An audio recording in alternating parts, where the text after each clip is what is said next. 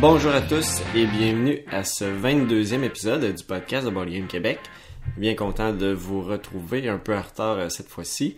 Et vous êtes accompagné de Jean-Philippe comme à l'habitude et Marie-Lou ne sera pas présente avec moi pour cet épisode-là. On était assez occupés donc dans les dernières semaines, surtout avec les jeux au bout, donc ça nous a retardé un peu dans la diffusion de cet épisode-là. Mais on est de retour, comme on vous l'avait mentionné, avec un peu de retard.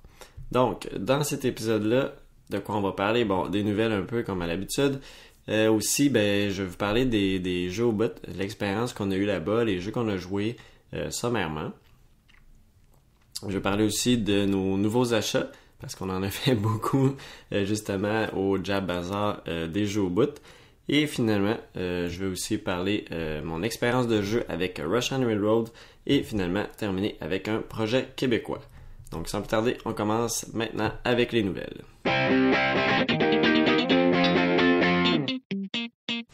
Alors, du côté des nouvelles, qu'est-ce que j'ai pour vous? Bon, j'ai vu passer que il va y avoir un Caverna Cave versus Cave, donc un Caverna pour 2 joueurs. Ça a l'air très intéressant. Les règles sont disponibles si ça vous intéresse. J'ai passé sommairement. Et qu'est-ce qu'on retrouve dans ce jeu-là? C'est y a pas on fait pas de night de nouveaux nains, mais on va développer quand même notre caverne et chacun va avoir un certain nombre de tuiles d'action qu'il va pouvoir sélectionner pour son tour, dépendant où on est rendu dans la période de jeu. Et aussi, donc, on va développer notre caverne avec des murs qu'on va placer un peu comme dans Fields of War où il y a les clôtures. Je crois que c'est peut-être la même chose aussi dans Agricola, mais j'ai jamais joué, donc je peux pas faire de comparaison. Mais donc c'est ça, faut développer notre caverne, on a des petits murs et on va placer certaines tuiles dépendant des murs qu'on a placés. Donc ça a l'air assez intéressant comme petit jeu pour 2 joueurs, Cave versus Cave. Et il va aussi avoir une version solo aussi dans ce jeu-là. Probablement un peu comme toutes les Eurozonberg, faire le plus de points possible. Risque d'être le cas, je crois que c'est exactement ça si on regarde dans les règles. Donc c'est ça, Caverna, Cave versus Cave, je peux pas dire quand ça va sortir, mais les règles sont sorties déjà, donc ça devrait pas tarder non plus. On va vous en donner plus de détails lorsque ça va être en magasin. Ensuite, il y a Jamie Steinmeier dans son update du mois d'avril qui a indiqué que Charterstone devrait sortir pour octobre 2017. Donc, j'ai bien hâte de voir ça, ce jeu-là. Je l'ai pas encore précommandé. Peut-être que je vais le faire parce que c'est un jeu qui m'intéresse beaucoup. Un jeu, on en avait déjà parlé, style Legacy, mais placement de travailleurs. Donc, le plateau de jeu va évoluer au cours de chacune des parties et ça va donner un plateau final avec lequel on va pouvoir jouer par la suite. Donc, ce ne sera pas un Legacy comme Pandémie qu'au bout des 12 à 24 parties, le jeu est terminé. Donc, j'ai hâte de voir ça, Charterstone, donc pour octobre 2017. Également, pour les amateurs de Fallout, il y a un jeu de miniature, en fait, tabletop miniature, qui va sortir dans l'univers de Fallout. C'est pas un univers que je connais beaucoup, mais je sais que j'ai déjà joué un peu, mais je sais que beaucoup de monde aime ce jeu-là.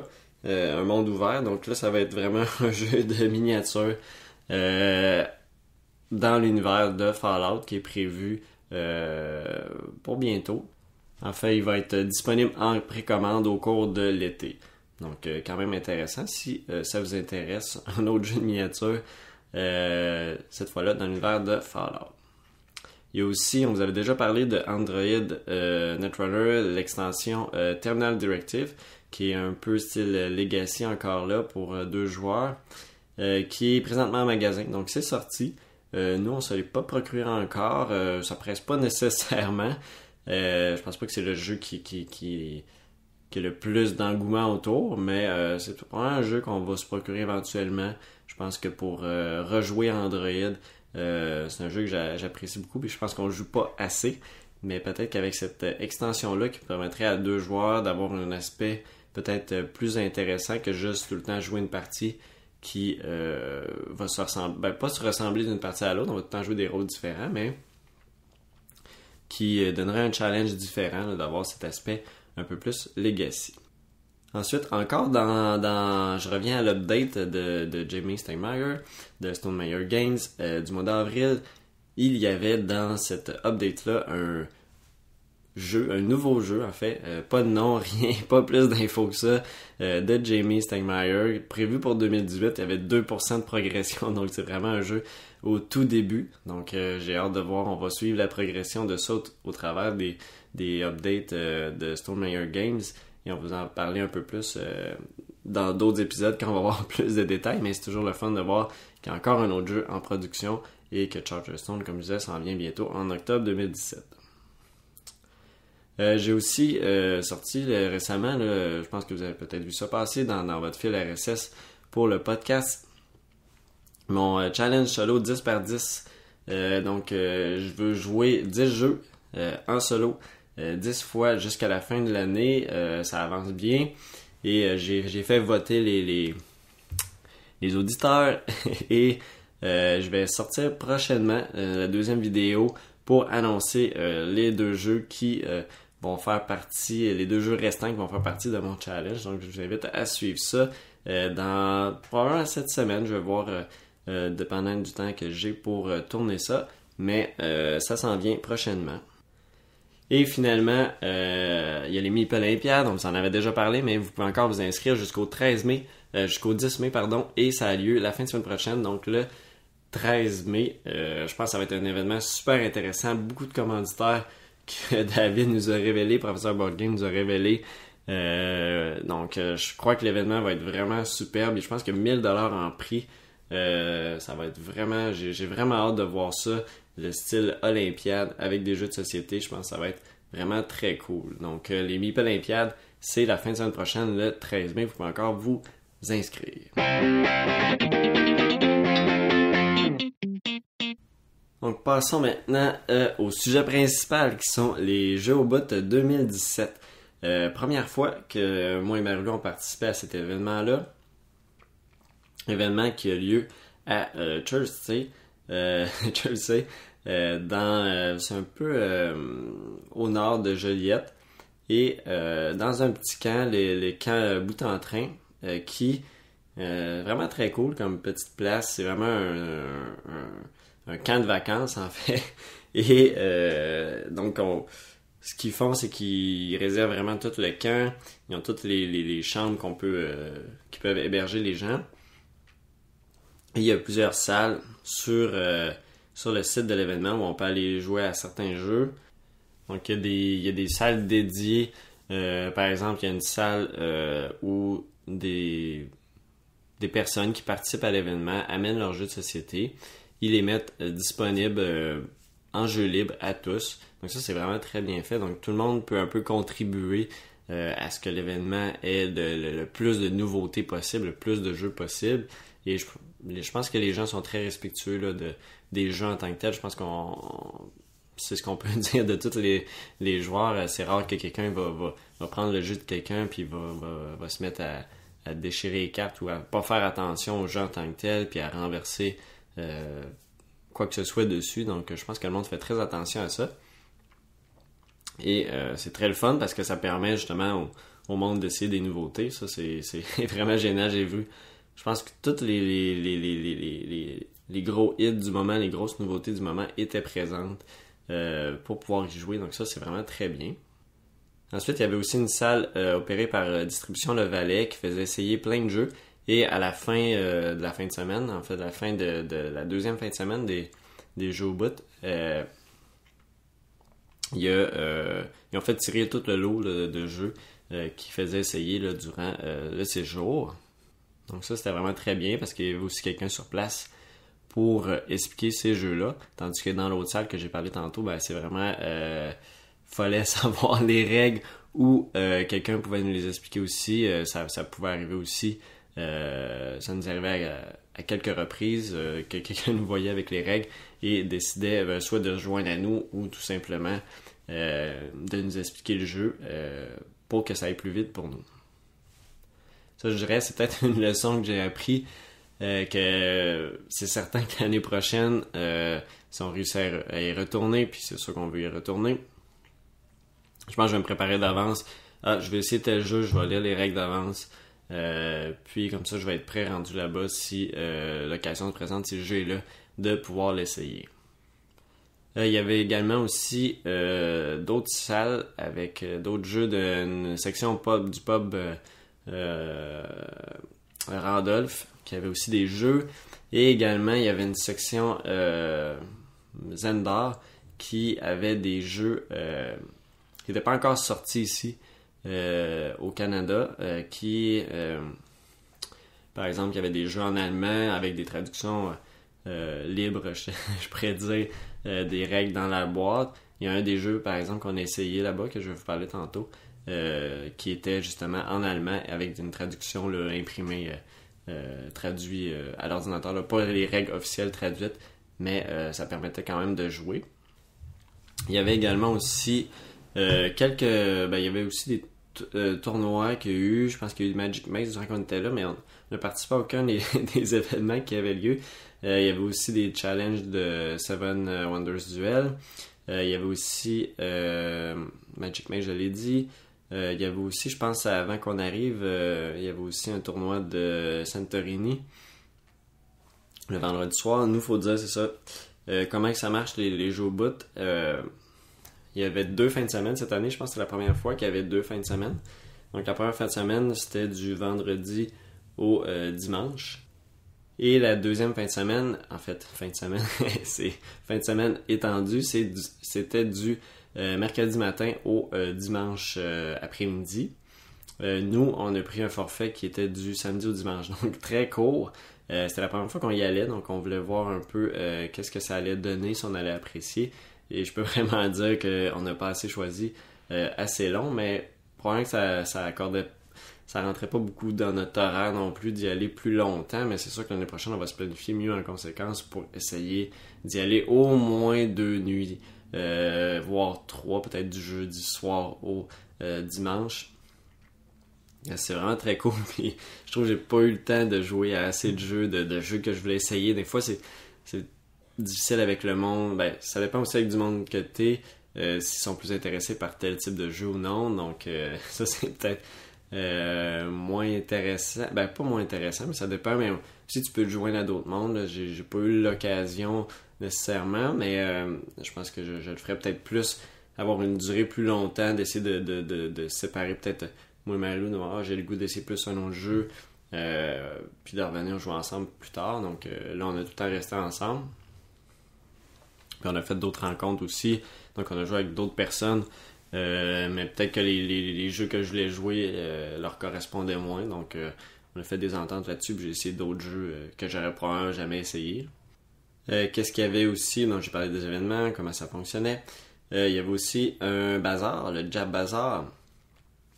Donc, comme tout bon bazar, le monde amène leurs jeux usagés et les met en vente, tout simplement. Et donc ça, c'était très cool aussi, le Jab Bazar. On a pu acheter des nouveaux jeux. Et comment ça fonctionnait, c'est qu'il y avait un système d'étoiles. Quand tu arrivais, tu choisissais une couleur. Et dépendant de la couleur que tu obtenais, c'était l'ordre que tu pouvais rentrer. Et nous, on était dans les premiers.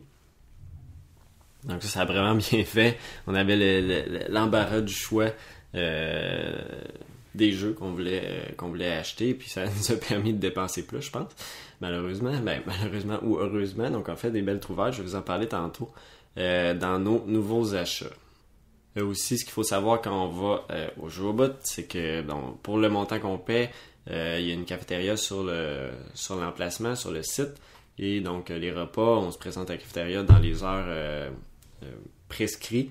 Et les repas sont intéressants. Puis aussi, un aspect que moi et Marie on a beaucoup apprécié, c'est qu'il y avait aussi l'option végétarien. Donc ça, c'est le fun d'avoir des plats que nous, on pouvait... Ben, c'est pas nécessairement qu'on pouvait ou qu'on peut pas manger, là, mais qu'on appréciait plus d'avoir l'option végé. Donc ça, c'est très bien qu'il ait pensé à ça. Vu que c'est très difficile peut-être de... En fait, vu que c'est très creux dans le bois, c'est un peu plus tannant de ressortir pour aller chercher de la bouffe. Tandis que quand tu peux manger directement sur place, ben, je crois que c'est vraiment très apprécié de leur part de faire ça. Puis c'est le fun aussi on peut vraiment se consacrer vraiment au jeu. Tout simplement, on va manger pas à cuisiner, on peut retourner jouer rapidement. Donc ça, c'est vraiment très bien fait. Donc c'est pour ça que je pense que l'année prochaine, on va essayer de viser pour un 2 ou 3 nuitées là, pour vraiment avoir l'expérience au bout des jeux au bout. Je pense que ça vaudrait vraiment la peine. Et je vous invite aussi, si vous n'êtes jamais allé, là, d'aller faire un tour. Peut-être commencer comme nous, comme une nuitée, mais vous allez trouver que c'est vraiment pas assez. En tout cas, c'est l'impression que j'ai eue, là. Je voulais tellement jouer à plein de jeux. Je voyais Anachronie, je voyais Great Western Trail, pardon, que je voulais essayer aussi. Il y avait plein de jeux aussi plus vieux que je voulais essayer. Mais bon, le temps était limité, comme on dit. Et des fois qu'on connaît pas les règles, c'est peut-être un peu plus long de s'embarquer dans un jeu qu'on n'a jamais joué. Mais comme je disais, l'année prochaine, c'est sûr que je vais me préparer plus d'avance et de penser à mon affaire et de lire les règles des jeux que je veux vraiment essayer.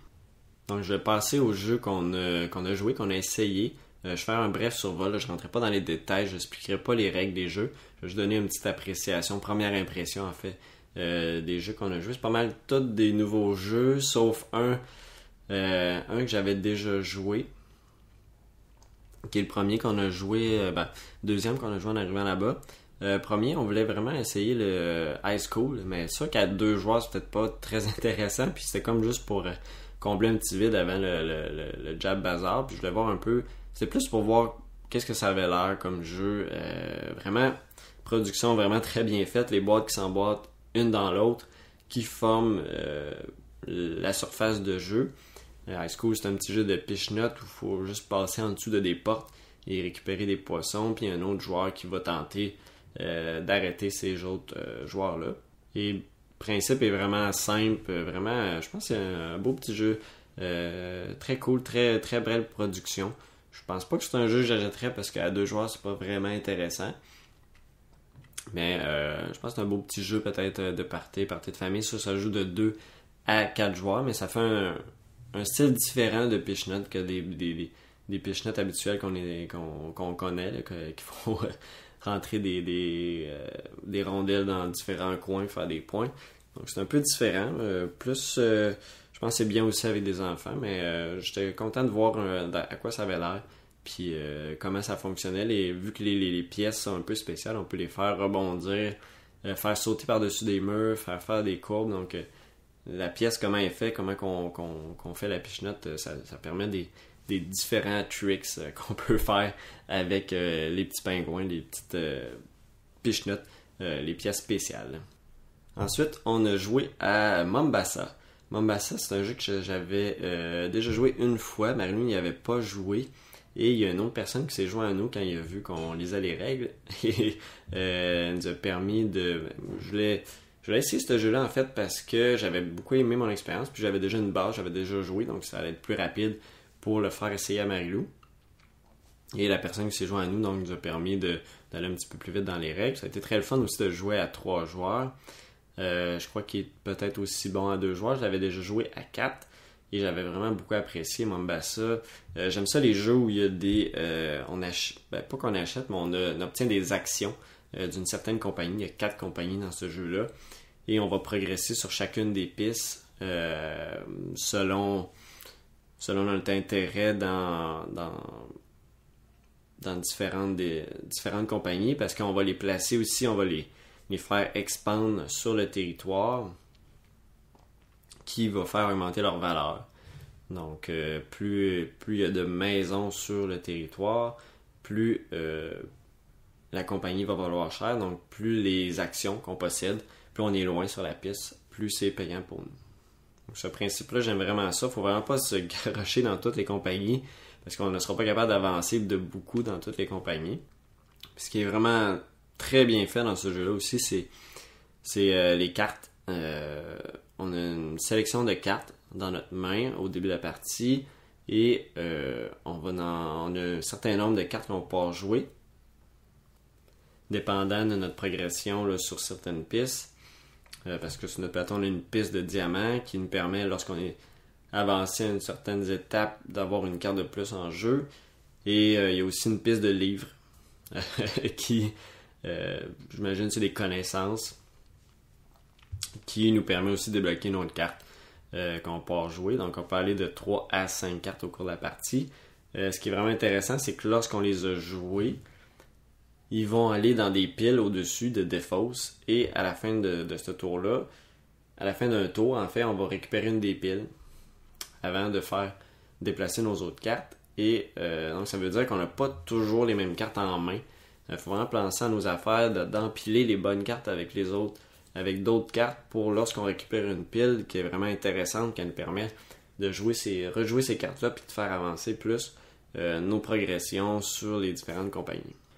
Il y a aussi un aspect intéressant quand on joue des cartes, c'est les majorités qui nous permet, dépendant du type, là, il y a du café, du coton, de l'exploration. Si on est majoritaire dans ça, on peut placer notre jeton bonus qui nous permet d'avancer sur une des pistes, dépendant comment on a le nombre de cette majorité-là. Donc ça, c'est un autre aspect intéressant pour nous faire progresser sur les pistes d'action de chacune des compagnies.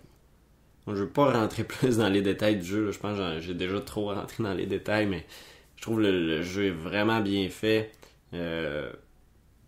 J'adore vraiment ce jeu-là. Je pense même, bon, ça fait 2 parties, je peux pas.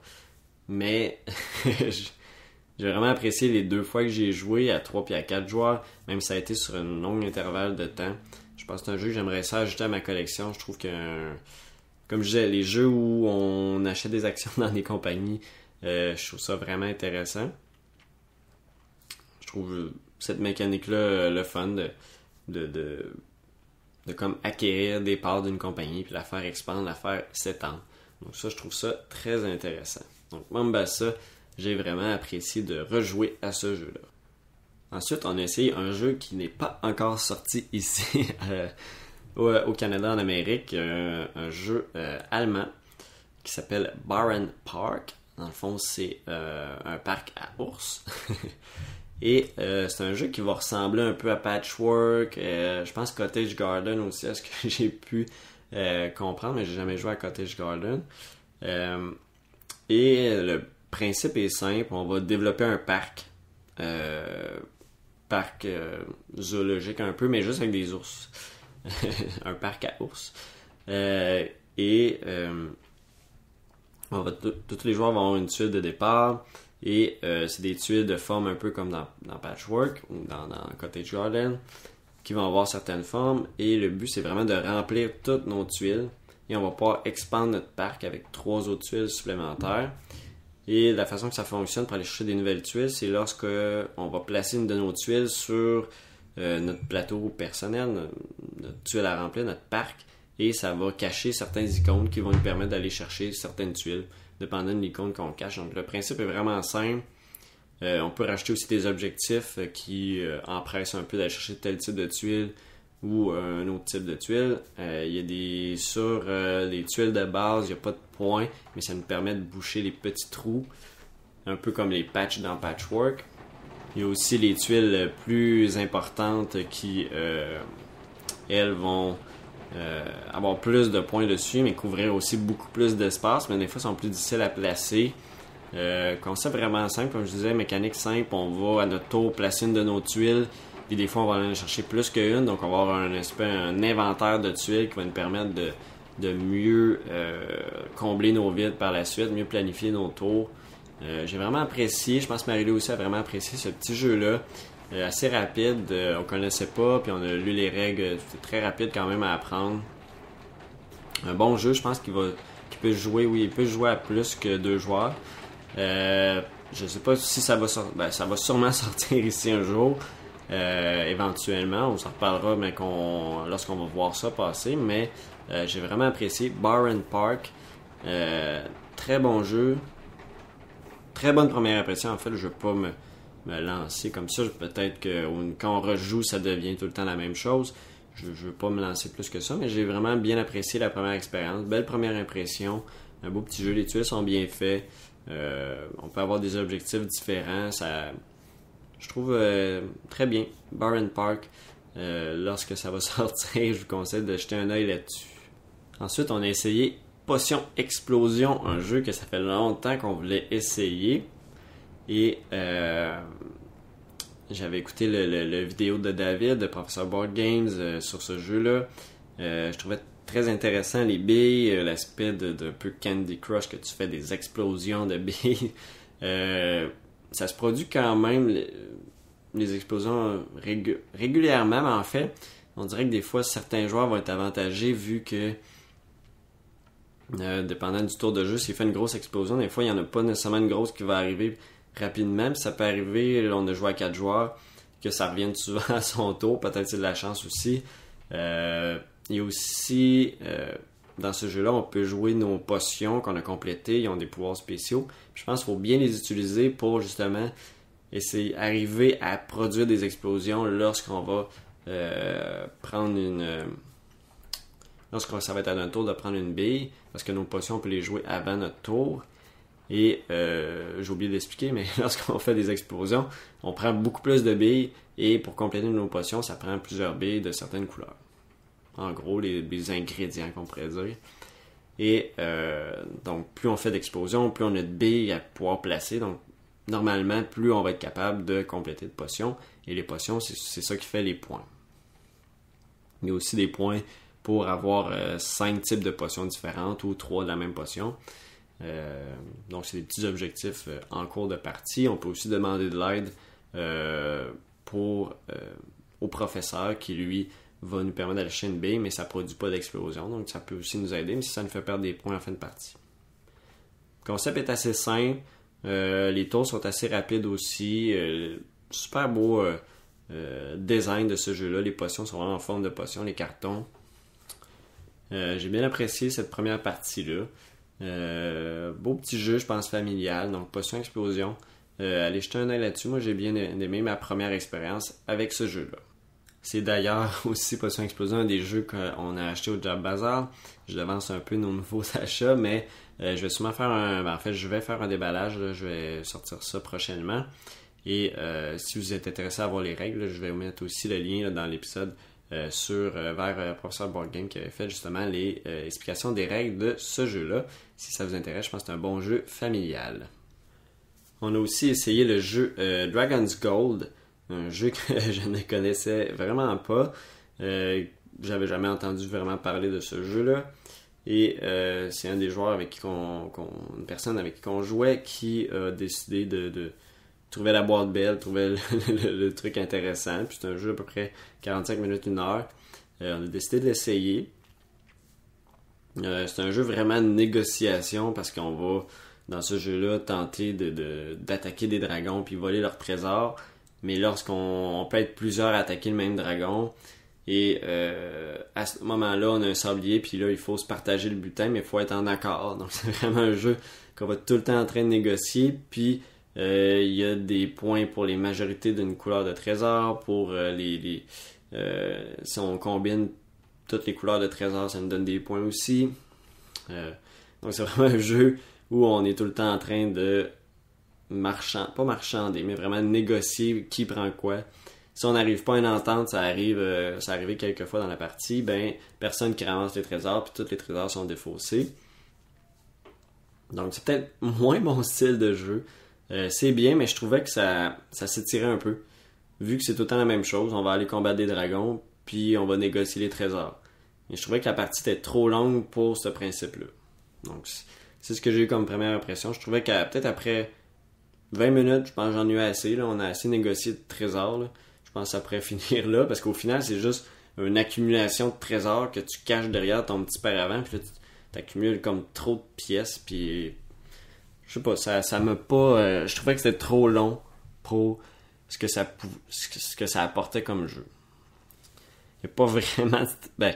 tu peux être minimalement stratégique sur avec qui tu vas combattre pour essayer de négocier certains trésors, mais au final, ça reste toujours de la négociation pure et dure, tout le temps, puis je trouve que ça devient un peu répétitif. C'est la première impression qui m'a donné ce jeu-là, Dragon's Gold. Je pense que si ça serait un jeu qui durerait peut-être 15-20 minutes, ça serait parfait. Là, c'était un peu trop long pour moi. C'est pas nécessairement... Je pense que l'impression que j'ai pas vraiment le goût d'y rejouer avec toute la tonne de jeux qui existent. C'est pas dans mon style de jeu. Si vous aimez ça, de négocier les jeux de négociation, je pense, essayez-le. Vous allez pouvoir faire votre propre avis. Le jeu est beau aussi graphiquement. Les petites pièces de bois des trésors sont très bien faites aussi. Puis la boîte est vraiment belle, est attirante. Ça, on peut pas enlever ça à ce jeu-là. Ensuite, on a aussi essayé Fresco. Fresco, un jeu que j'avais jamais essayé. Un petit jeu très intéressant. On voit que, je pense qu'on vous avait déjà parlé de Scoville. On voit que Scoville a été grandement inspiré par ce jeu-là. Dans Fresco, on va mélanger des couleurs ensemble pour restaurer la peinture, la fresque. Et on a joué vraiment à la version de base, pas d'extension, rien dedans. Même si ça vient dans le jeu, on a vraiment joué au plus simple possible. C'était quand même assez simple. On allait chercher des couleurs, dépendant au marché, dépendant de notre ordre de tour. Ensuite, on pouvait mélanger des couleurs, aller restaurer la fresque pour des points. Principe intéressant de jeu où chacun va choisir derrière son petit paravent les actions qu'il veut faire avec ses travailleurs. Donc les actions qu'il peut faire, c'est aller chercher, comme je disais, la peinture au marché, restaurer la fresque, aller chercher de l'argent. L'argent, ça va valoir des points à la fin. L'argent est aussi utile pour acheter des peintures. On peut aussi mélanger des couleurs et aussi monter notre morale qui, lui, va jouer au cours de la partie, dépendant à quelle heure qu'on se lève. Plus on se lève tôt, plus on perd de morale, mais plus on va être... en fait, on va être prioritaire dans les sélections, mais nos tuiles au marché vont nous coûter plus cher.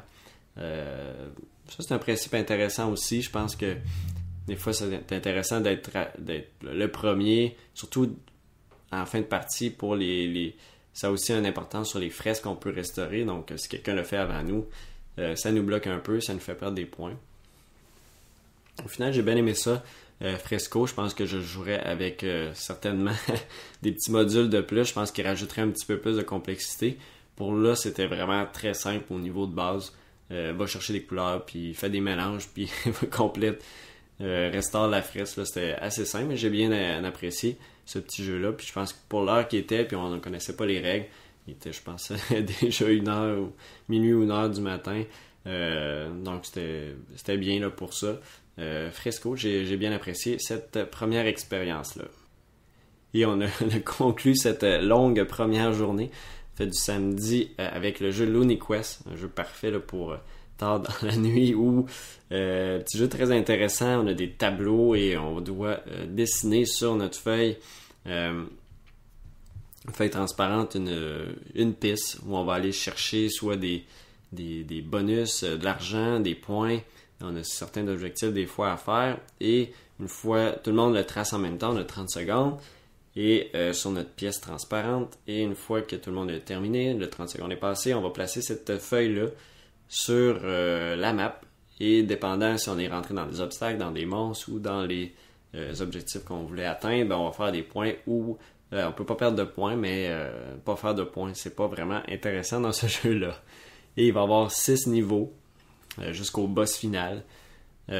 Parfois, dans certains niveaux, sont plus difficiles que d'autres. On va pouvoir mourir dès qu'on pogne un certain objet, un certain monstre.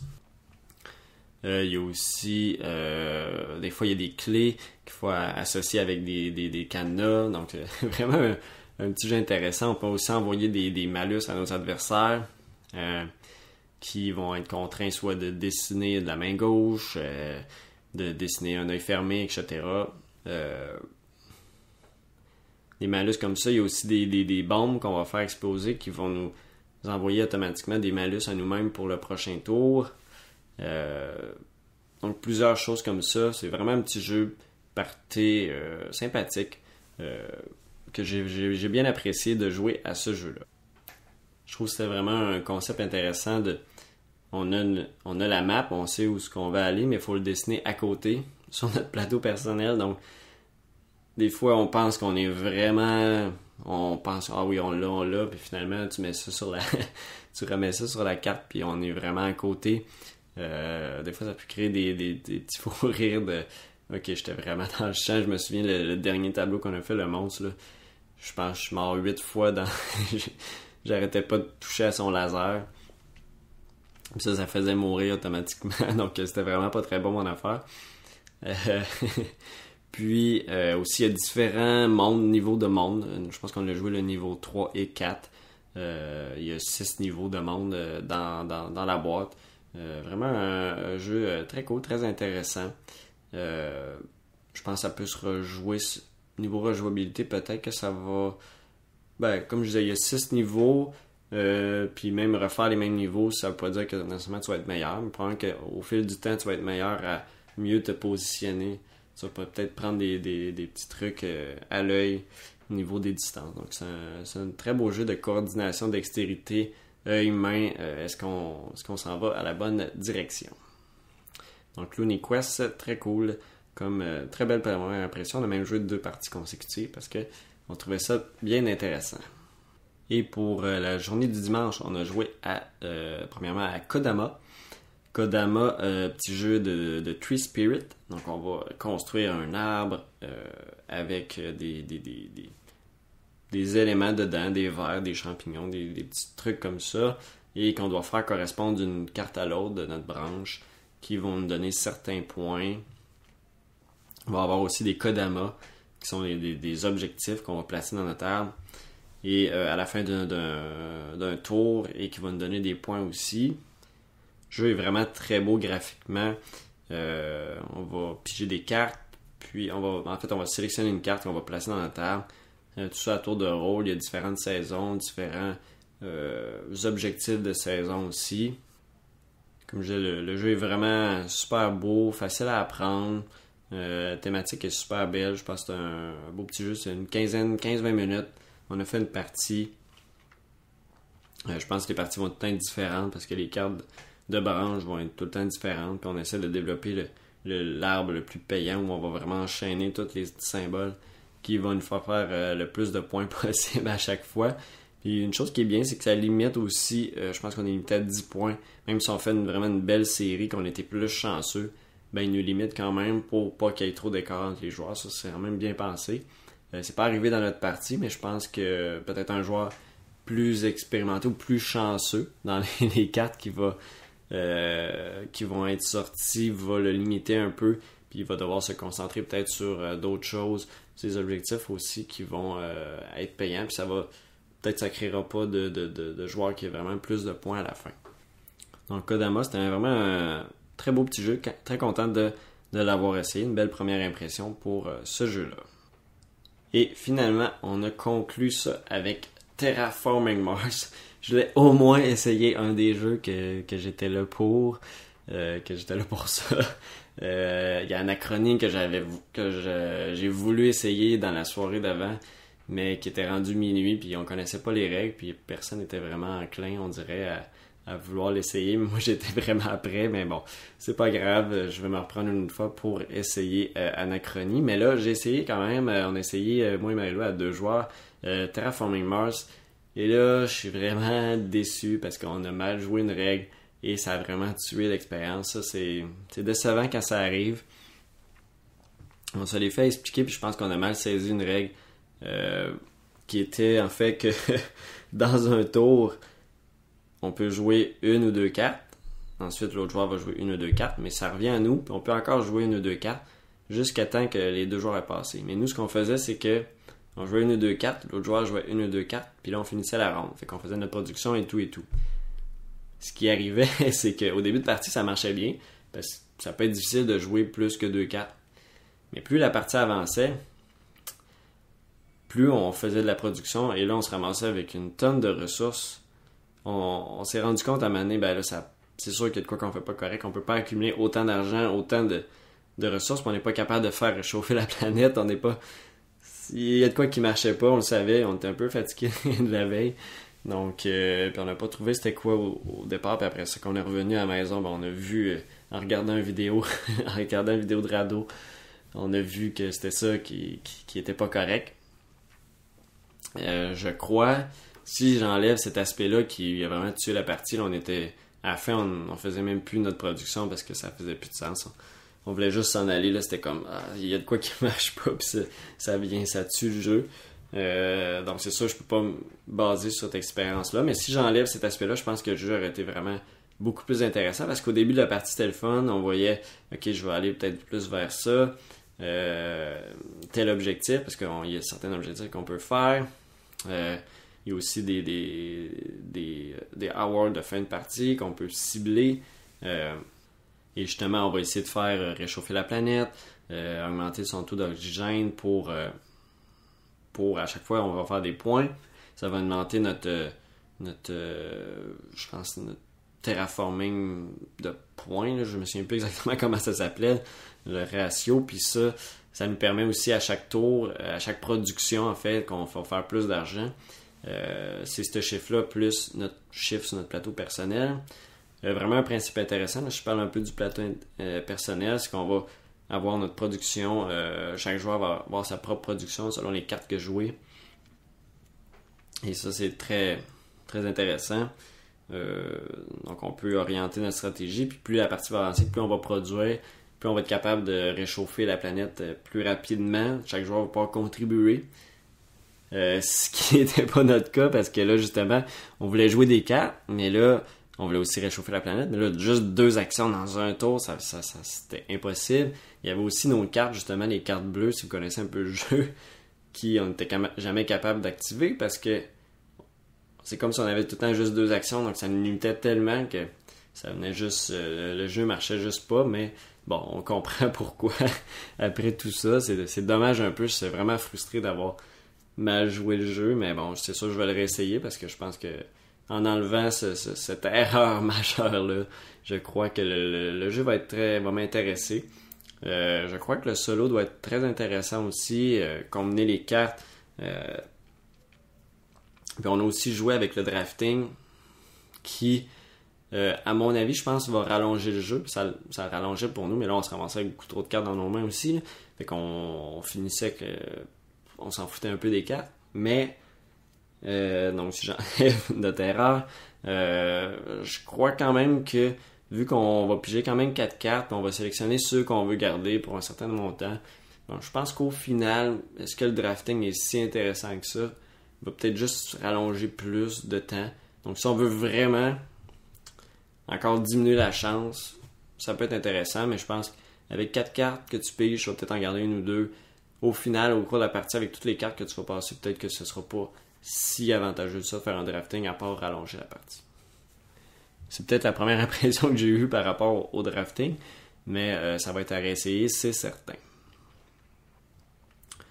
Donc, je pense que ça fait le tour de Terraforming Mars. C'est vraiment dommage qu'on ait mal joué les règles, mais c'est sûr que je vais vouloir le réessayer absolument pour voir qu'est-ce que ça donne pour de vrai quand on joue les règles de la bonne façon. Donc, ça prouve que des fois, mal interpréter une règle ou ben ça la faire expliquer puis moins bien la comprendre, ça peut vraiment ruiner un jeu. Puis il faut vraiment s'assurer quand ça se passe d'aller revérifier si on a bien suivi toutes les règles avant de donner une opinion peut-être qui va dire « Ah, j'ai vraiment détesté ce jeu-là, mais finalement, tu avais mal joué une règle. » Donc, faut faire attention à ça, mais là, je veux vraiment le réessayer. Terraforming Mars, qu'est-ce que ça donne? Et ça conclut justement notre expérience au jeu au bout. Donc là-dessus, je vais terminer cette section de sujet principal. Les jeux au bout, ça a vraiment été une expérience superbe.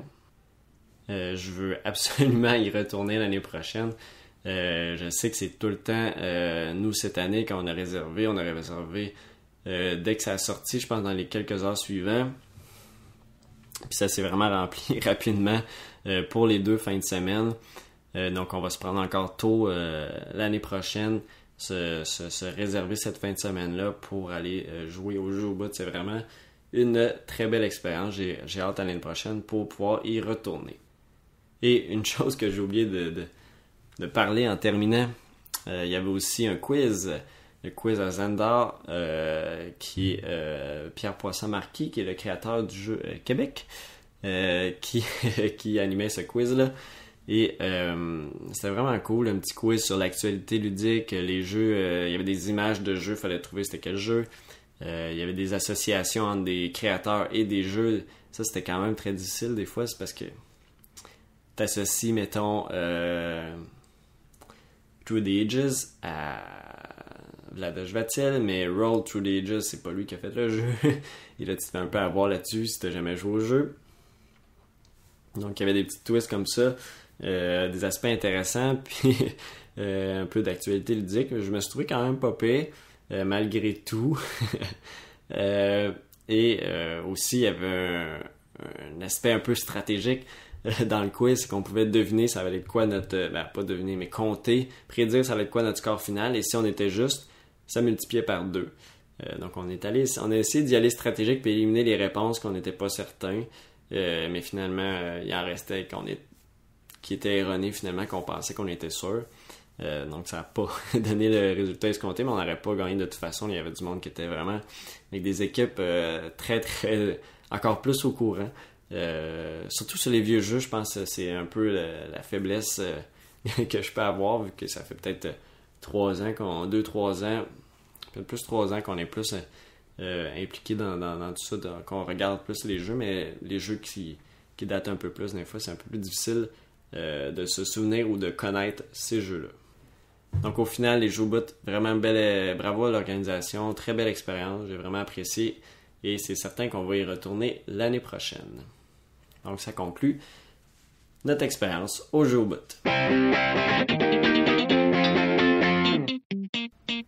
Alors pour nos nouveaux achats, comme je disais, il y avait le Jab Bazaar et on s'est lâché lousse dans le Jab Bazaar parce qu'il y a plein de jeux intéressants, usagés, à bon prix. Vous voyez, un prix raisonnable, peut-être pas des aubaines à tout casser, mais c'était quand même des prix intéressants. Puis souvent les jeux, je pense que vous le savez, dans les bazars, ça arrive souvent que les jeux sont pratiquement neufs, ont été joués une fois, la personne n'a pas aimé, la remet en vente. Donc qu'est-ce qu'on a acheté? J'ai acheté Arkwright, jeu que j'avais énormément apprécié.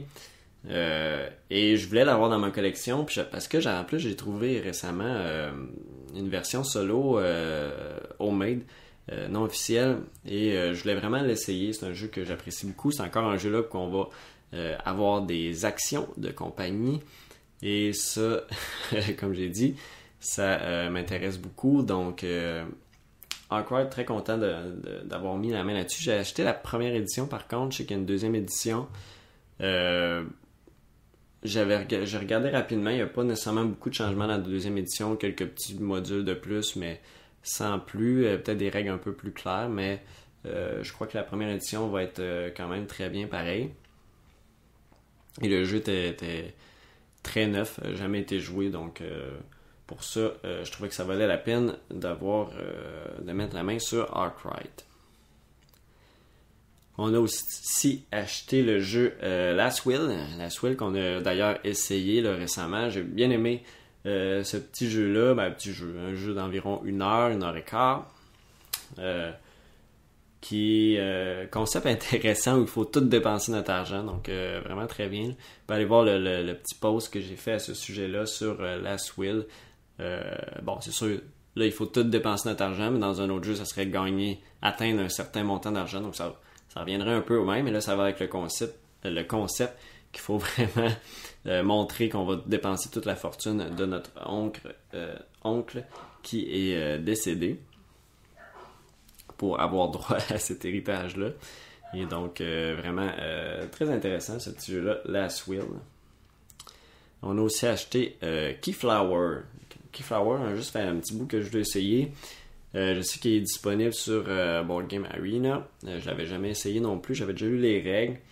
Et là, j'ai hâte de voir qu'est-ce que ça va donner à 2 joueurs. C'est jusqu'à 6 joueurs aussi. C'est quand même intéressant d'avoir un type de jeu comme ça qui peut jouer à plus que 5 joueurs. Des fois, c'est difficile de trouver des jeux intéressants qui vont jusqu'à 6. Donc, j'ai hâte d'essayer ça.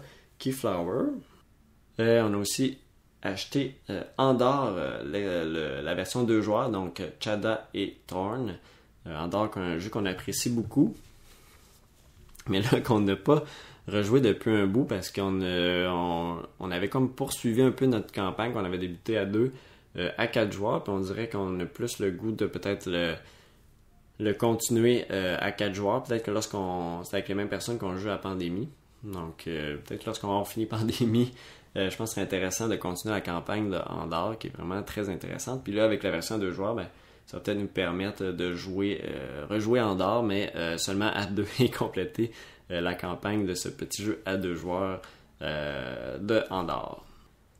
On a aussi, comme j'ai dit tantôt, acheté Potion Explosion. Et je vais vous en faire un déballage, c'est certain, parce qu'il était neuf. Donc, un prix qui était intéressant aussi qui était neuf, puis il n'y avait pas de taxe non plus dans le bazar. Donc ça, c'était quand même très bien. On a acheté aussi Bora Bora, un jeu qu'on avait déjà essayé une fois. Stephen Fell. Très bien, très bon Stéphane. On avait bien aimé ce jeu-là où on va avoir des dés et on va sélectionner une des 6 actions en fait qu'on peut faire avec les dés. Peut-être 4 actions, là, je me trompe peut-être. Mais il y a un aspect intéressant avec les dés. Faut pas être plus petit ou plus grand que le dé qui est déjà en place si on veut refaire cette action-là. Et plusieurs étapes de production. On fait notre petit village. J'avais bien aimé Marie aussi, je pense en fait c'est elle qui voulait l'acheter. Bora Bora, je pense que j'ai hâte de rejouer à ce jeu, j'avais bien aimé. Un jeu un peu plus lourd, mais un Stephen Fell où on fait beaucoup de points. Puis je pense que c'est le deuxième de Stephen Fell qu'on a dans la collection après The Castle of Burgundy. Donc ça, ce sont les jeux qu'on a achetés au Jab Bazaar. Il y avait aussi des prix de présence au jeu au bout. Et j'ai gagné le jeu Guts Save the Queen, que je vais faire un petit déballage, un petit jeu de cartes pour 2 ou 4 joueurs. Non, 4 joueurs, je pense. À 4 joueurs, il n'y a pas de 2 joueurs. Je pense que c'est 2 équipes de 2 qui s'affrontent. Je ne peux pas en dire plus. Peut-être pas le jeu qui est le plus dans mes cordes, mais bon, je l'ai gagné. Donc, je peux pas me plaindre. C'est le fun, justement, qu'il y avait des prix de présence. Là, encore merci. Je crois que je me souviens plus qui contribuait pour les prix de présence, mais c'est très apprécié d'avoir ça. Et finalement, j'ai commandé German Railroads, donc l'extension pour Russian Railroads, parce que il y a une version solo dedans et je voulais vraiment l'essayer. Puis je l'avais mis aussi dans les choix de mon challenge 10x10. Je veux pas dire s'il va être dans le challenge, mais vous allez savoir dans une prochaine vidéo du challenge. Mais je l'avais commandé déjà avant là, de savoir. De toute façon, les votes sont encore ouverts. Donc, si ça vous intéresse de voter encore, c'est possible. Peut-être lorsque ça va être diffusé, peut-être que non. Si j'ai déjà diffusé l'épisode 2, mais en tout cas, vous allez voir, ça va être écouté l'épisode 2 des choix du 10x10 si German Railroads en fait partie. Donc, ça fait le tour des nouveaux achats. Donc, assez chargé, assez de jeux à essayer très prochainement.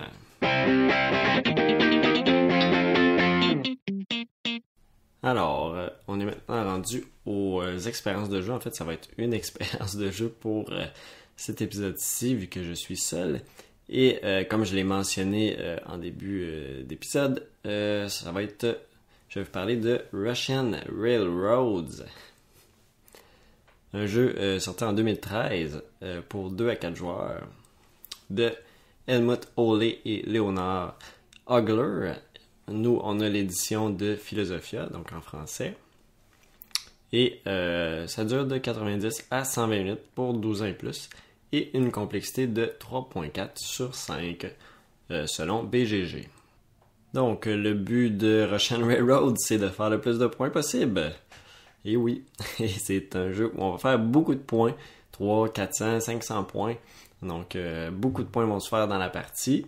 On va construire des chemins de fer, acheter des industries, acheter des locomotives, engager des conducteurs. C'est un jeu de placement de travailleurs qui, comme je disais, on va faire beaucoup de points. Donc, on va faire vraiment un développement d'engins à faire des points. Ces points-là vont être cumulatifs à chaque tour. Donc, plus, par exemple, si on fait 50 points dans un tour, ben ces 50 points-là, ils restent.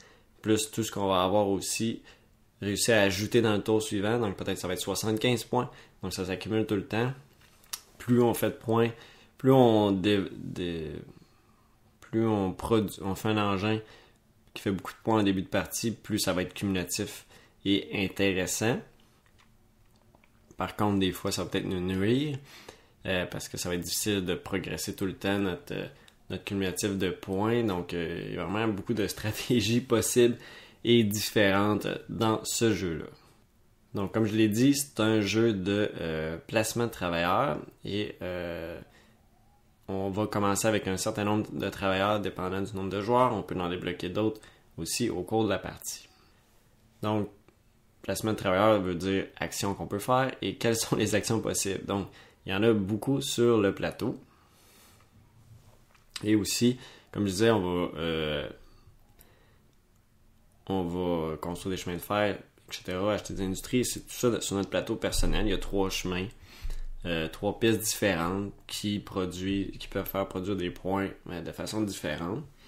Et il y a aussi une piste d'industrialisation sur notre plateau personnel où on peut acheter des industries pour faire aussi des points. Donc, je vais expliquer toutes les actions qui sont possibles. Premièrement, on peut faire avancer un chemin de fer d'une couleur variée. Là, il y a plusieurs cases, il y a plusieurs types de couleurs de chemin de fer. Et de tout ça de 1, 2 ou 3 cases, dépendant si on paye 1, 2 ou 2 travailleurs ou un travailleur plus un rouble. Donc, il y a plusieurs cases possibles pour faire ça. Règle très importante à savoir, c'est que, par exemple, la première des chemins de fer, c'est le chemin de fer noir. Souvent, lui, il ne fait pas de points sur différentes pistes. Mais on ne peut jamais dépasser la couleur qui est en dessous de nous. Ça veut dire, si la couleur noire, c'est la première. La deuxième, c'est la grise. La grise ne pourra jamais passer par-dessus le noir. Donc, il faut toujours faire avancer notre noir pour réussir à faire avancer notre grise par la suite. Donc ça, c'est un concept qui est très important et il faut vraiment planifier ça très bien au cours de la partie. Autre action possible, être le premier joueur pour le tour suivant. Donc, être premier joueur, c'est quand même des fois, dans tout bon placement de travailleurs, c'est souvent très intéressant. Ce qu'on fait d'intéressant, par contre, dans ce jeu-là, c'est si par exemple, on joue à 4 et le 4e joueur va recevoir des points pour avoir été 4e ce tour-ci. Donc ça, c'est quand même très bien passé. Autre action possible, on peut aller acheter une locomotive ou une industrie. Je vais expliquer un peu tantôt qu'est-ce que ça fait. Pour 1 ou 2 travailleurs, il y a aussi acheter une locomotive et une industrie pour 3 travailleurs, donc plus coûteuse, mais on obtient plus. On peut avancer aussi d'une case sur la piste d'industrialisation. Donc cette piste-là, comment ça fonctionne, c'est que on va ajouter des industries qu'on a achetées avec les actions que je viens juste de mentionner et on va pouvoir avancer notre petit pion sur cette piste-là qui va nous donner des points à la fin de chaque tour, dépendant où on est rendu sur cette piste-là. Qu'est-ce qu'on peut faire aussi? On peut, comme je dis, avancer une case pour un travailleur, avancer 2 cases pour 2 travailleurs et avancer une case d'industrialisation et un chemin noir pour 2 travailleurs. Ça, c'est pas toujours valide. Ça dépend du nombre de joueurs qu'on est dans la partie. On peut aussi aller acheter, obtenir une tuile x2 qui permet de multiplier la première piste de chemin de fer. On peut aussi obtenir 2 roubles pour un travailleur. Des roubles, c'est vraiment très intéressant. C'est l'argent dans le jeu. Elle permet de faire certaines actions, comme engager un conducteur, mais elle permet aussi de remplacer un travailleur. Donc, c'est comme si on allait, pour un travailleur, on obtient 2 autres travailleurs, mais qui sont vraiment universels, qui nous permettent de tout faire. On peut aussi, pour un travailleur, obtenir 2 autres travailleurs. Donc, c'est comme, on paye une action pour en recevoir 2. Donc, c'est comme un petit bonus. Mais le désavantage, c'est qu'on perd notre tour. Fait qu'il y a des actions qui vont peut-être se faire bloquer parce que dans tout bon placement de travailleur, dès qu'une action est prise, on ne peut pas y aller pour ce tour-ci. Sauf qu'il y a toujours une des cases qui est d'avancer une piste noire ou grise. Un chemin de fer noir ou gris qui est toujours... tout le monde peut toujours y aller. Donc, il n'y a jamais personne qui est pogné avec un travailleur qui ne peut rien faire, mais des fois, c'est pas l'action la plus intéressante du jeu pour un travailleur. Il y a aussi dans le jeu des conducteurs qui sont visibles, on peut faire l'action qui est dessus. Et aussi, il y a un conducteur qu'on peut engager pour 1 rouble. Et lui va venir avec nous et on va pouvoir utiliser son action à chacune des rondes. Donc ça, ce sont les actions qu'on peut faire dans le jeu. Des aspects très intéressants dans ce jeu-là, c'est que lorsqu'on progresse sur les pistes, on peut débloquer des tuiles bonus. Les tuiles bonus vont être très importants dans le jeu pour faire des tours vraiment payants, faire avancer beaucoup nos pistes, puis débloquer notre engin un peu plus rapidement pour faire plus de points à la fin de ce tour-là, puis à la fin de tous les autres tours. Il y a aussi l'industrialisation que je mentionnais tantôt, qui permet, lorsqu'on achète une industrie et qu'on passe sur cette tuile-là, de faire, c'est souvent une action bonus, ou réavancer sur de plus 1 sur notre piste d'industrialisation. On peut, il y en a une des tuiles, c'est d'acheter une locomotive ou une industrie, etc. Il y a plein de tuiles d'industrie qui nous donnent, en fait, ils nous donnent tout un bonus lorsqu'on passe dessus. Donc, c'est vraiment intéressant de progresser sur cette piste-là. Comment ça fonctionne pour les pistes de chemin de fer? C'est que ça va nous prendre la locomotive avec le chiffre correspondant. Pas le chiffre correspondant, mais par exemple, si on a une locomotive avec le chiffre 8, ça veut dire qu'on va faire des points jusqu'à la case 8, où on est rendu sur cette piste-là. Donc, même si on est rendu plus loin, ça ne sera pas intéressant si on n'a pas la locomotive correspondante. Donc, le jeu se joue en tour par tour. Chaque joueur va faire une action et on passe au suivant jusqu'à temps que tout le monde ait passé. Parce qu'on peut conserver nos roubles pour les tours suivants. Par contre, les travailleurs, on est mieux de toutes les utiliser parce que de toute façon, on va toutes les récupérer à la fin du tour. À la fin d'un tour, on fait le décompte des points. Donc, on regarde les progressions sur chacune de nos pistes. Donc, si le chiffre de notre locomotive, on va jusqu'à cette progression-là. Et pour chaque couleur de chemin de fer, il y a un certain nombre de points qui est attribué par case qu'il couvre. Donc, ça, c'est une façon de faire des points. Il y a aussi notre piste d'industrialisation qui, dépendant où on est rendu, on va faire un certain nombre de points. Donc, ce sont les deux façons qu'on va faire des points à la fin d'une ronde. Il y a aussi des points, comme je disais, lorsque on est dernier, on fait un petit nombre de points. Si on était quatrième, on fait, je pense, 4-5 points. Il y a aussi des points lorsqu'on atteint la fin d'une piste de chemin de fer, c'est 10 points. Dès qu'on l'atteint avec notre chemin noir. Et il y a aussi des points qu'on peut faire lorsqu'on prend une action d'un conducteur. Parfois, il y a des points qui sont associés avec cette action-là qui peut être intéressant si on la fait à chaque tour. C'est un 4-5 points. Si on la fait sur les 6 tours de jeu, ça nous fait un 30 points déjà. Si c'est 5 points, ça nous fait déjà un 30 points de plus à la fin de la partie. Donc, ça peut être intéressant aussi de faire les actions de nos conducteurs. Donc, le jeu se termine après 5 ou 6 rondes, là, dépendant du nombre de joueurs. Donc, ça va être le total des points qu'on a fait au cours de la partie, qu'on va avoir marqué sur la piste de points autour du plateau. Et il y a aussi des bonus de fin de partie. En fait, c'est des cartes qu'on va pouvoir aller chercher dans la partie avec nos tuiles bonus qu'on va avoir débloquées. Ça ne veut pas dire nécessairement que quelqu'un va être allé en chercher une, mais ça peut nous donner peut-être un 20, 30 ou 40 points là, à la fin d'une partie. Ça peut être quand même très intéressant. Par contre, si un autre des bonus nous donnait plus de points dans la partie, parce que ça se cumulait au total avec toutes les rondes, peut-être que ça peut donner plus que 20-40 points. Donc, il y a toujours des choix à faire quand on prend nos bonus. Mais je pense que les cartes sont quand même très intéressantes, les bonus de fin de partie, à aller chercher. Il y a aussi la majorité des conducteurs. Donc, lui qui a le plus de conducteurs en sa possession va faire 40 points, je pense, le deuxième 20 points, etc. Il y a une certaine dégradation des points dépendant de où on est dans la majorité des conducteurs. Comment qu'on a le conducteur, lui qui en a le plus. Donc, c'est lui qui fait un 40 points qui peut être considérable à la fin de la partie. Mais comme je mentionnais, c'est des parties qui vont jouer à 3 joueurs, ça finit, je pense, le plus haut score, je pense, c'est à peu près 370 points. Donc, c'est dans les 300 points. Je sais qu'il y a moyen de faire beaucoup plus que ça. Mais ça vous donne un peu une idée. Donc, un 30-40 points de fin de partie, ça peut quand même faire une différence. Et donc, celui qui a fait le plus de points, remporte la partie. Donc, ça fait un peu le tour des explications. Je pense que c'est pas le jeu le plus facile à expliquer seulement en description audio. Donc, je vous invite, il y a l'école du jeu qui a fait une vidéo là, d'explication des règles. Donc, je vous invite à aller voir ça si vous voulez un peu plus savoir comment jouer au jeu visuellement aussi. Ça aide de voir justement les pistes de chemin de fer, les pistes d'industrialisation qui sont peut-être un peu plus difficiles à expliquer seulement à l'audio parce qu'il y a certains détails sur chacune des pistes. Alors, pour mon appréciation de ce jeu-là, je pourrais dire que c'est vraiment un de mes jeux favoris du moment. Simplement parce qu'il y a tellement de stratégies possibles dans ce jeu-là.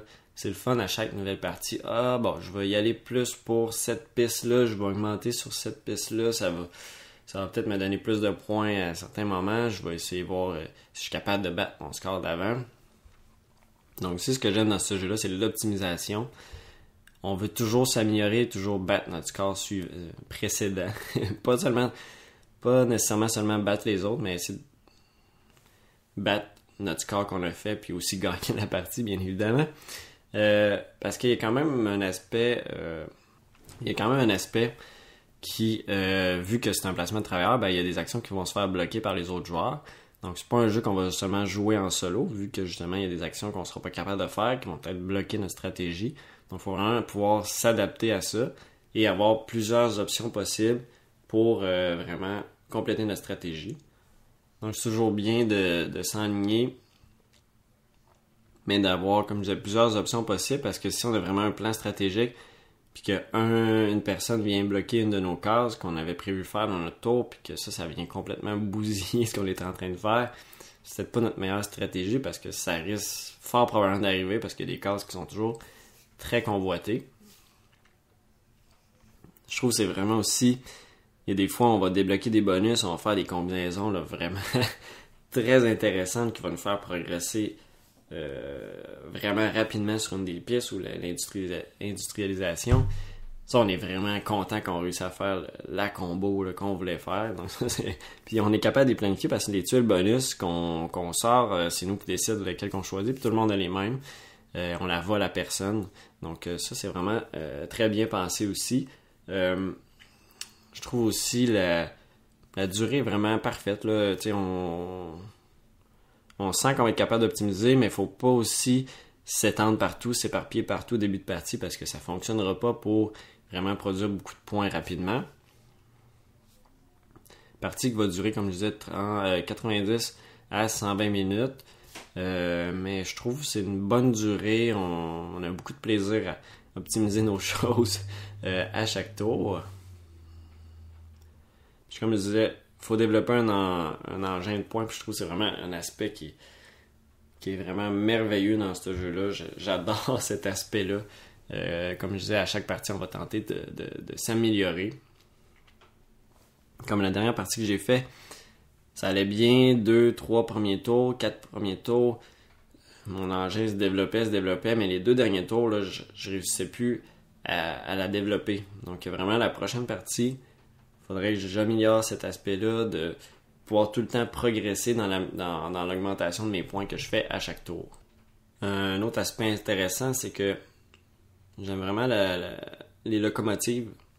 Comment aussi ça fonctionne, les locomotives, c'est que lorsqu'on va en acheter une, il faut prendre le chiffre le plus bas qui est disponible. Et les chiffres vont de 2 à 9. Et ça fait en sorte qu'au début de la partie, on n'est pas capable de progresser super loin sur une piste et de faire les points parce que on va être bloqué peut-être à 3 ou 4 dans la case qu'on peut aller. Donc ça limite un peu nos options en début de partie, mais ça se débloque assez rapidement. Plus le monde va acheter des locomotives, plus on va être capable de progresser rapidement. Également, si on va chercher une locomotive, on peut prendre un des chiffres qu'on avait et le déplacer sur une autre case qui n'avait pas de chiffre ou qui avait un chiffre plus bas. Donc on peut quand même conserver la progression des locomotives qu'on est allé chercher dans la partie. Il y a aussi un nombre limité, donc il faut faire vite des fois pour aller chercher certains chiffres, parce que moi, ce qui a fait à la dernière partie, c'est que je pouvais plus à la fin débloquer, avoir une locomotive avec un chiffre assez grand. En fait, il y en avait plus, puis je pouvais pas avoir le chiffre que je voulais pour vraiment doubler des points. Ça m'a fait vraiment beaucoup plus de points si j'aurais pu aller chercher cette carte-là, mais qui était plus disponible.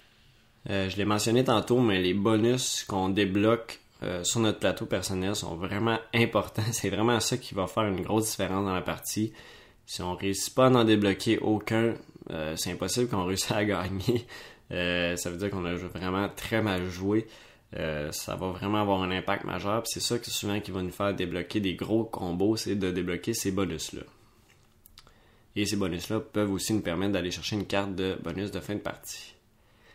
Les conducteurs sont vraiment utiles de faire leurs actions, certains plus que d'autres, dépendant de notre stratégie, et de les avoir en notre possession. Comme je disais, des fois, ils peuvent nous faire un certain nombre de points à chaque tour si on va faire cette action-là. C'est souvent des actions qui sont bonifiées par rapport aux actions qui sont disponibles sur le plateau de jeu standard. C'est vraiment intéressant l'aspect que les roubles remplacent les travailleurs. Donc les roubles, on n'en aura pas beaucoup. L'action pour aller en chercher, c'est vraiment l'action un travailleur pour 2 roubles.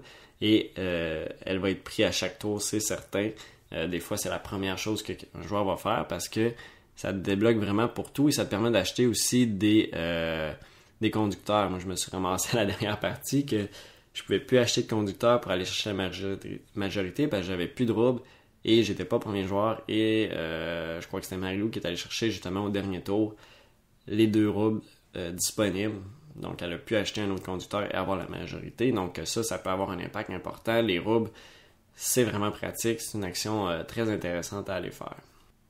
Un autre aspect intéressant sur les pistes, je mentionnais que ça prend une locomotive avec un certain chiffre pour faire certains points, mais des fois, ça nous prend aussi pour débloquer certains bonus sur certaines des pistes, comme des fois un nouveau travailleur ou des nouvelles tracks de chemin de fer, parce qu'on débarque juste avec les noirs et il faut progresser sur certaines pistes, en fait sur la piste principale pour débloquer les autres couleurs de chemin de fer qu'on peut faire progresser. Donc cet aspect-là, la locomotive, des fois, va être requise pour débloquer un certain bonus. Ça, c'est quand même un aspect intéressant. Et des fois, non. Donc, des fois, on peut juste faire avancer notre noir vraiment très loin. Ça nous débloque un nouveau personnage, un nouveau travailleur qu'on peut utiliser à chaque tour. Et ça, une action de plus, c'est toujours bien reçu. C'est toujours de quoi qui va nous aider, c'est certain. C'est jamais avoir un travailleur de plus, c'est vraiment pas perdu dans ce jeu-là. Et vraiment, vraiment pas. Au pire des pires, on se ramasse à avancer soit un gris ou un noir, mais ça va toujours nous être utile de toute façon. Donc au final, c'est un jeu qui est, à mon avis, vraiment excellent, un excellent Eurogame, un jeu que j'apprécie beaucoup. C'est pas nécessairement un jeu pour tous, parce que bon, c'est beaucoup de... c'est un bon casse-tête, là, je dirais. Il faut vraiment, à chaque partie, on va vouloir optimiser notre stratégie, d'en essayer de nouvelles. Il y a aussi 2 extensions qui sont sorties à ce jour-ci, comme je disais, German Railroads que je me suis procuré, que je vais recevoir bientôt. Et il y a aussi American Railroads, qui se fait pas très longtemps, qui est sorti, et qui ajoute, justement, c'est le plateau personnel qui va être différent. Donc, d'autres pistes, d'autres stratégies, d'autres développements qu'on peut faire. Donc, ça, j'ai hâte d'avoir German Railroads pour voir aussi à un joueur qu'est-ce que ça donne. Je me suis fait dire que c'était peut-être pas super intéressant, mais j'ai hâte de voir. J'imagine que ça va être faire le plus de points possible. Mais bon, je vais juger par moi-même parce que j'apprécie beaucoup ce jeu-là.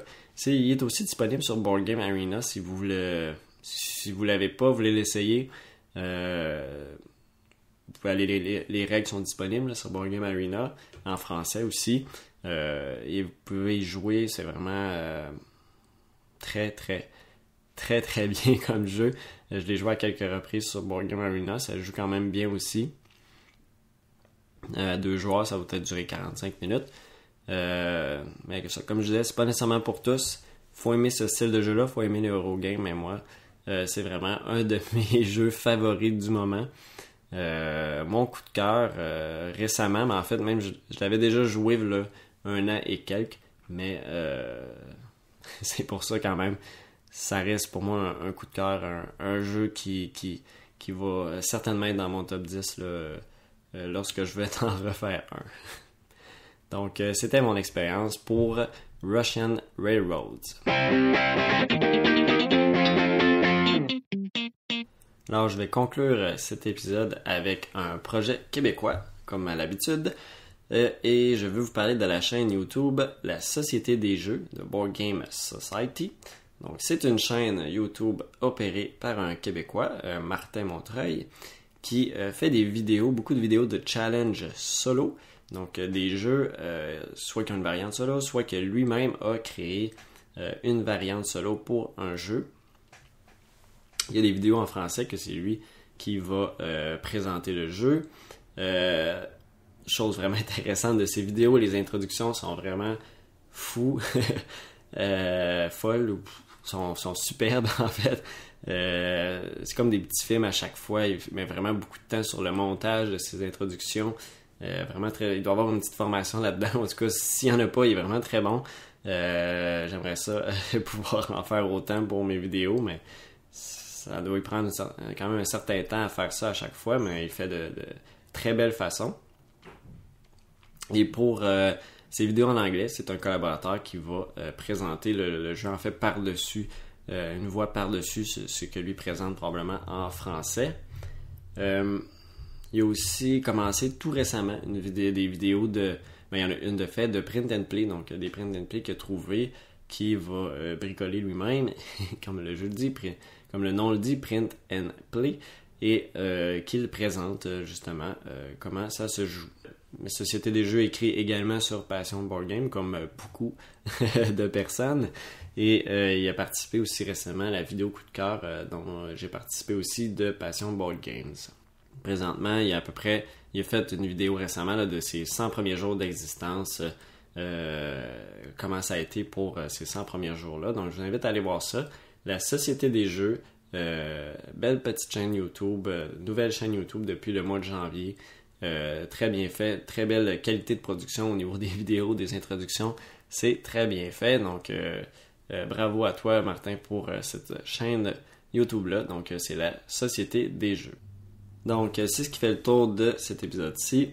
Si vous voulez nous écouter, nous rejoindre, vous pouvez le faire via Facebook sur Board Game Québec. Sur notre site web à boardgamequebec.com. Il y a aussi sur Instagram que je publie des photos des jeux que l'on joue qui vont aussi se transférer également sur Facebook. Il y a également, vous pouvez nous écouter sur iTunes, Google Play Music, sur notre site web, sur Pod Québec, Balado Québec, RZO Web. Donc il y a plusieurs façons de nous écouter.